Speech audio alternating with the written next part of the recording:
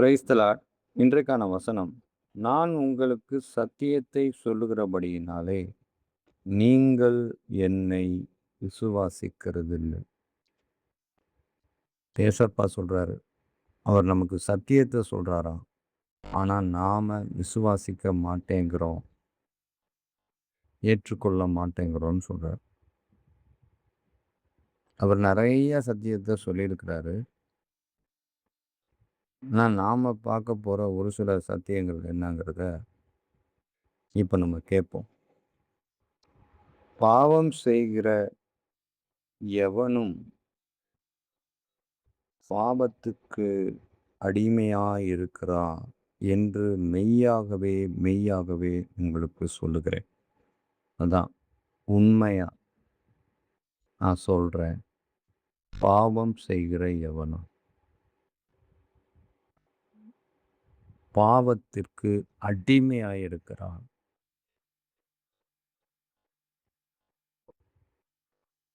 இது நம்மிடத்துல ஆண்டவர் சொல்லுகிற ஒரு சத்தியம்.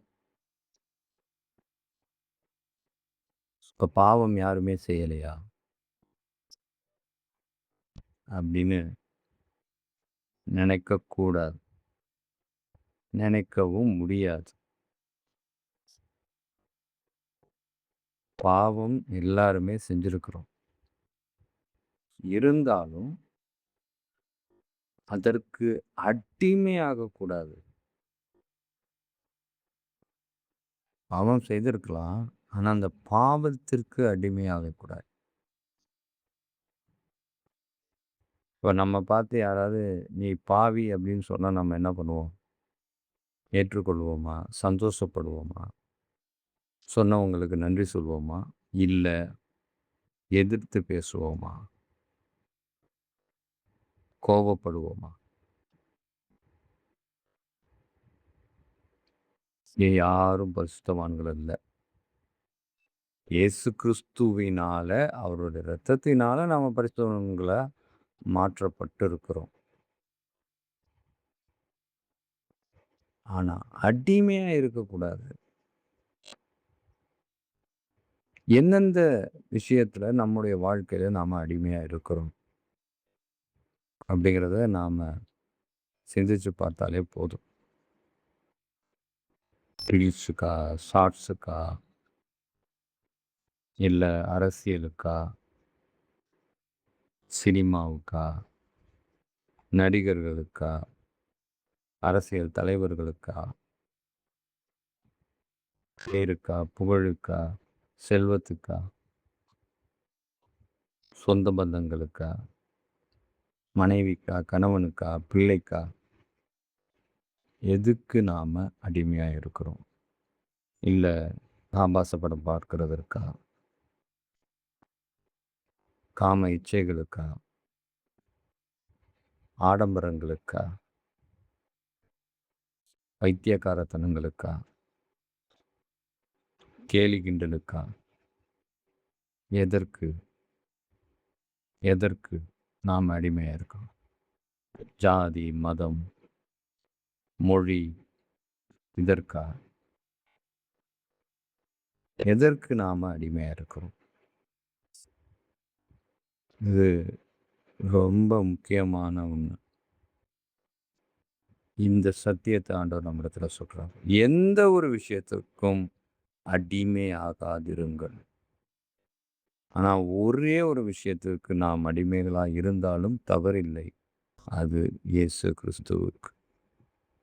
இயேசு கிறிஸ்துவிற்கு நான் அடிமை அப்படின்னு சொல்றதுல எனக்கு மிகுந்த சந்தோஷம் அப்படின்னு நம்ம தைரியமா சொல்லலாம். ஏன்னா அவர்தான் நமக்கு எல்லாமே.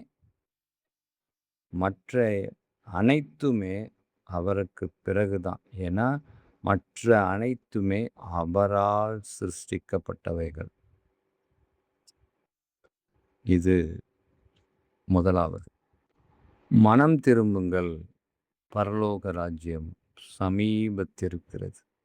பரலோக ராஜ்யம் மிக மிக அருகில தான் இருக்கு. ஆனா நீங்க மனம் திரும்புங்க அப்படின்னு சொல்றாரு. இப்ப நாம மனம் திரும்பணும். மதம் மாறுகிறது இல்ல, மனம் திரும்பணும். ஒருவன் இயேசுவை ஏற்றுக்கொண்டால், அவன் மதம் மாறுகிறவன் அல்ல, மனம் திரும்புகிறவன். வெறும் மதச்சடங்கா இயேசுவை ஏற்றுக்கொண்டவன் அதிலே நிலை நிற்க முடியாது. உண்மையாய் மனம் திரும்பியவன் தான் நிலை நிற்க முடியும். அப்படி நாம வாழ்ந்து காட்டணும். நான் மதத்தின் பேர்ல ஏதோ அதுல எனக்கு சலுகை கிடைக்குது, ஏதோ தேவைகள் சந்திக்கப்படுது, ஏதோ என் பெயர்கள் அங்க எழுப்பப்படுது அப்படின்னு சொல்லி நான் வெறும் மத சடங்கா நான் பார்த்து கிறிஸ்தவனா மாறுகிறதுல எந்த பிரயோஜனமும் இல்லை. ஆனா நான் உண்மையாய் மனம் திரும்பி கிறிஸ்தவன் ஆகும்போது அதுதான் மிகுந்த ஒரு மன மகிழ்ச்சி, மிகுந்த ஆனந்தம். இது நமக்குள்ள இருக்கணும். நாம இப்படி எப்பேற்பட்ட ஒரு கிறிஸ்தவர்களாய் வாழ்ந்துட்டு இருக்கிறோம். மதம் மாறிய கிறிஸ்தவர்களாய் வாழ்ந்துட்டு இருக்கிறோமா, மனம் மாறிய கிறிஸ்தவர்களாய் வாழ்ந்துட்டு இருக்கிறோமா? இது 2வது. என் வசனத்தை கேட்டு அதை விசுவாசிக்கிறவனுக்கு நித்திய ஜீவன் உண்டு. விசுவாசம், வசனத்தை கேட்பது, அவனுக்கு நித்திய ஜீவன் உண்டு அப்படின்னு ஆண்டவர் சொல்றார். வேதத்துல பல பேரை நீங்க பார்த்திருக்கலாம். ஆனா வசனத்தை கேட்டு விசுவாசித்தவர்கள் தான் அந்த நித்திய ஜீவனுக்கான அந்த பயணத்தில் பயணித்திருக்கிறார்கள். மற்றவர்களால முடியல. ஒரு சிலர் வசனத்தை கேட்டாங்க, ஆனா அவங்களால விசுவாசிக்க முடியல. ஒரு சிலர் விசுவாசிச்சாங்க, ஆனா வசனத்தை கேட்க முடியல. இப்படி நிலைப்பாட்டில் இருக்கிறாங்க. நாம இன்னைக்கு எப்படி இருக்கிறோம்? வசனத்தை கேட்டு விசுவாசிக்கிறவர்களா இருக்கிறோமா, விசுவாசித்து வசனத்தை கேட்காதவர்களா இருக்கிறோமா? எப்படிப்பட்டவர்களா இருக்கும்? 2மே வேணும்.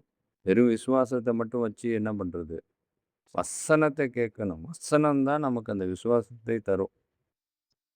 இப்ப வசனத்தை கேட்கணும். இது 3வது. உம்முடைய சத்தியத்தினாலே அவர்களை பரிசுத்தமாக்கும். உம்முடைய வசனமே சத்தியம். வசனம்தான் உண்மை. இது மனிதனால் கொடுக்கப்பட்டதல்ல, ஆவியானவரால் கொடுக்கப்பட்டது. இந்த ஒவ்வொரு வசனமும், ஒவ்வொரு எழுத்தும் உண்மை, சத்தியம். இது ஒரு நாளும் மாறாது. பல பேர் பலவிதமா இதை திரித்து பேசினாலும் ஆண்டவர் கொடுத்திருக்கிற வார்த்தை ஒரு நாளும் மாறாது. வசனம்தான் உண்மை. மற்றவைகள் எல்லாம் பொய். வசனம் மட்டுமே உண்மை. வார்த்தை மட்டுமே உண்மை. சத்தியத்தை அறிவீர்கள், சத்தியம் உங்களை விடுதலையாக்கும். அது வசனமும் பொருந்தும், இயேசு கிறிஸ்துவையும் பொருந்தும், இயேசு கிறிஸ்துவையும் குறிக்கும். இயேசு கிறிஸ்துவை எந்த அளவுக்கு நாம் அறிய ஆரம்பிக்கிறோமோ, புரிந்து கொள்ள ஆரம்பிக்கிறோமோ, ஏற்றுக்கொள்ள ஆரம்பிக்கிறோமோ, தெரிந்து கொள்ள ஆரம்பிக்கிறோமோ, அந்த அளவுக்கு நாம் விடுதலையாவோம். எல்லாவற்றிலிருந்து, பாவ கட்டுகளிலிருந்து, அடிமை தனத்திலிருந்து, இச்சைகளிலிருந்து, கொலைவெறிகளிலிருந்து விடுதலையாவோம். என்னை தள்ளி என் வார்த்தைகளை ஏற்றுக்கொள்ளாதவனை நியாயம் தீர்க்கிறதொன்று இருக்கிறது. நான் சொன்ன வசனமே அவனை கடைசி நாளில் நியாயம் தீர்க்கும்.